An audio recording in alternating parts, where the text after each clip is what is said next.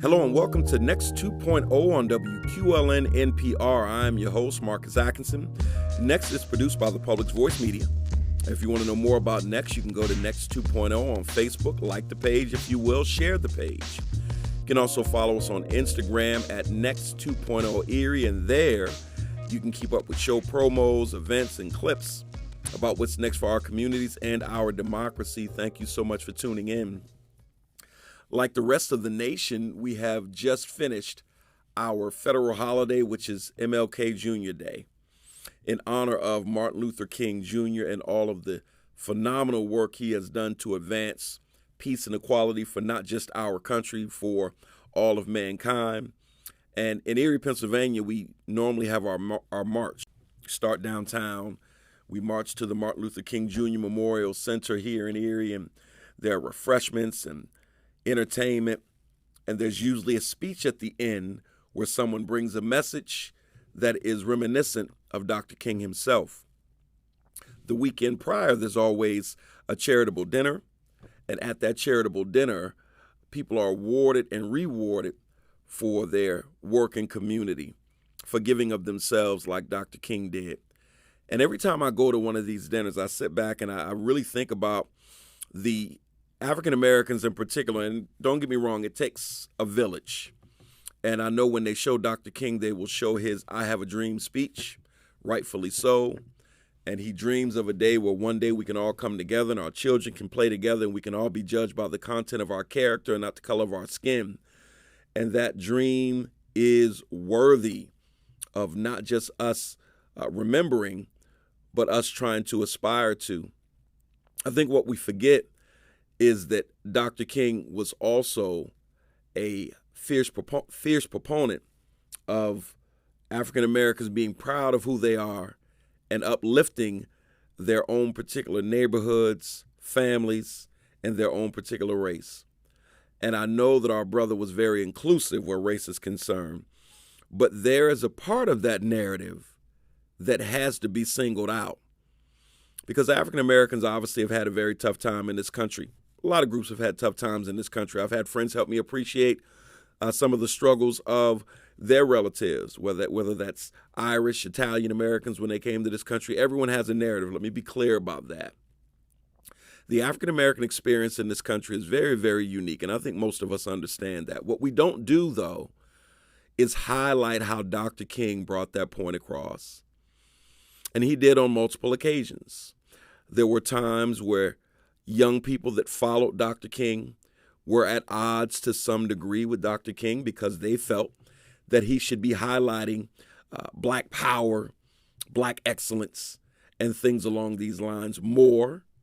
And they felt that he was a little too inclusive. I know that at one point that was the issue between he and Malcolm. But Dr. King on multiple occasions made it clear that Blackness was something that we should be proud of, and that it was something that we should empower our children with as we become integrated into the greater whole. And it made me think about Erie. And although Erie has been the proverbial village where there have been people from multiple backgrounds, Black, white, and other, that have helped make Erie a better community, the contributions of the African American community on the African American community especially has been nothing short of profound. I would be remiss if I didn't speak to that as we are not just coming out of King Holiday, but going into Black History Month.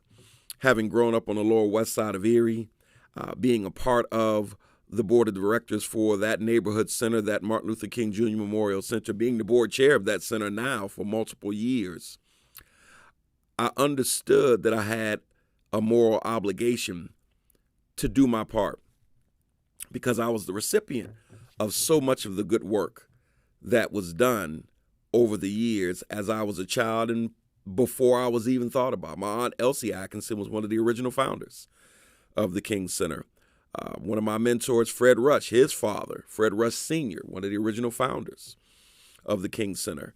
The teacher that had the largest impact on my life, Miss Celestine Davis, she was one of the original founders of the Martin Luther King Center. Two of the change-making agents in society right now, Andre Horton, Gary Horton, their father, one of the founders of the King Center. And so I could go on. There's so many people of color, black people, that have impacted this community for the better and continue to impact this community for the better. And I know that we are focused on the village, but our place in the village is something that we have to continually be mindful of.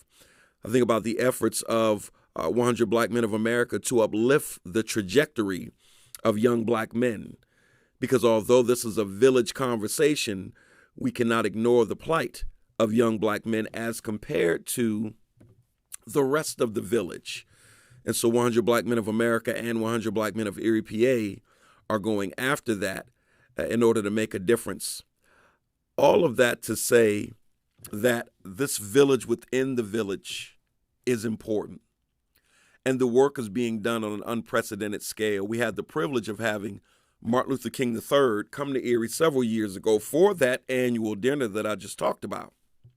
And he was a keynote speaker.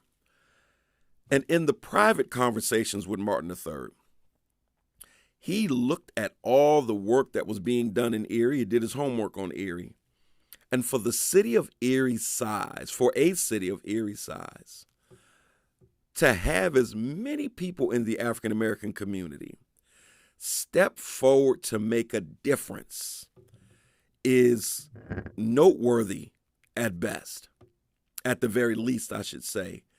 Coming from a city like Atlanta, seeing all the change agents and difference makers and impact players, if you will, in Atlanta, he was absolutely overwhelmed with the amount of people in our community that have said, here I am, send me.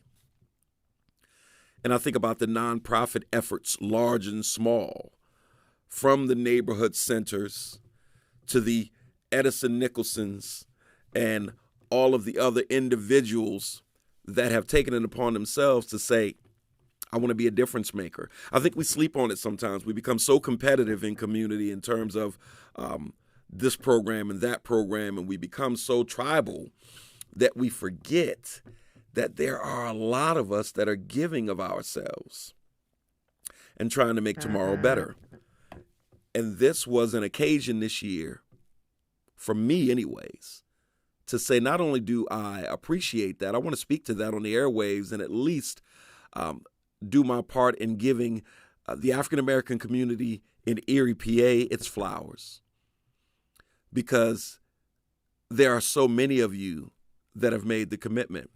I want to play the clip from Dr. King that talks about the stigma against black people and how we should feel about our blackness.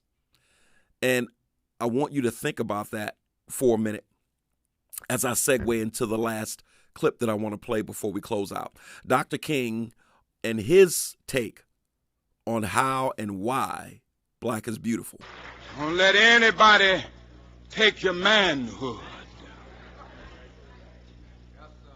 Be proud of our heritage. As somebody said earlier tonight, we don't have anything to be ashamed of. Somebody told a lie one day. They couched it in language. They made everything black, ugly, and evil. Look in your dictionary and see the synonyms of the word black.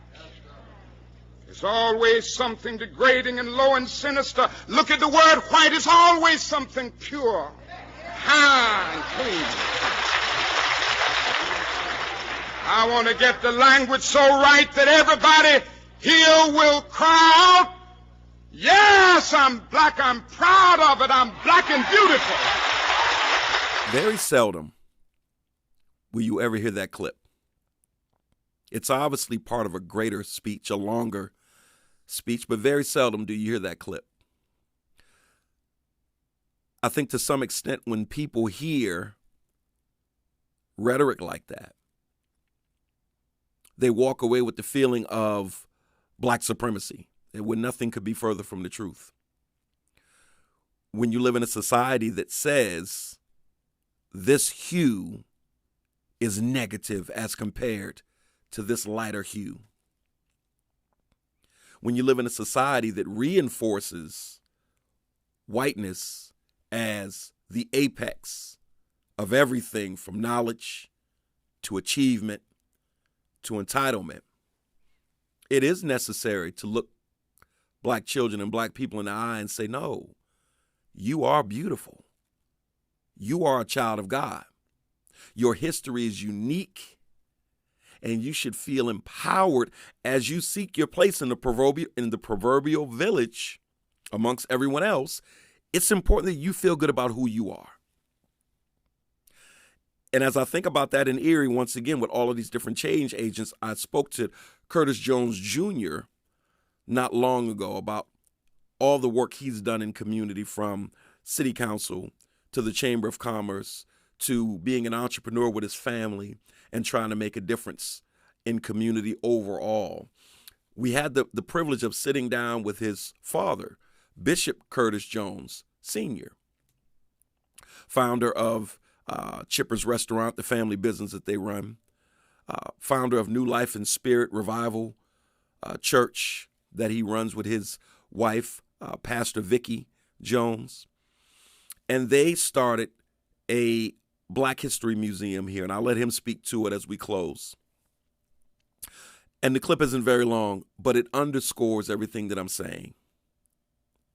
That the people that live within these communities, that the African Americans that stand on the shoulders of those that I mentioned earlier, and those that stood on the shoulder of people like Dr. King, are picking up the mantle to not just make this village as a whole stronger, but to increase the bench strength of the African American community going forward, and to remind ourselves and our children that we not only matter, but have made a significant contribution to this world, to this country, and to this city.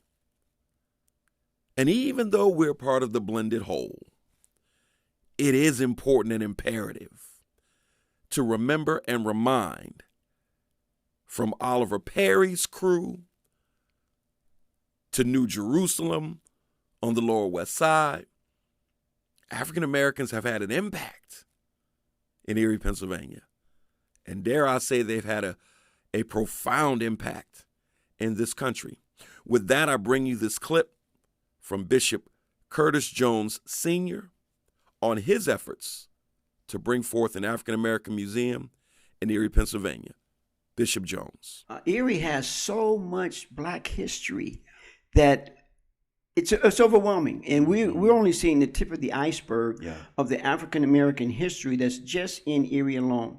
We're looking at, we have a timeline up that goes from 1700 up to 2017, and it gives a timeline. It gives a timeline of just African American history in Erie, Pennsylvania, and when we begin to uncover that and allow people to see that, and they're like, that's grandpa, or that's great grandpa, and so it is a connection there, and so we want to be a part of the reconnect.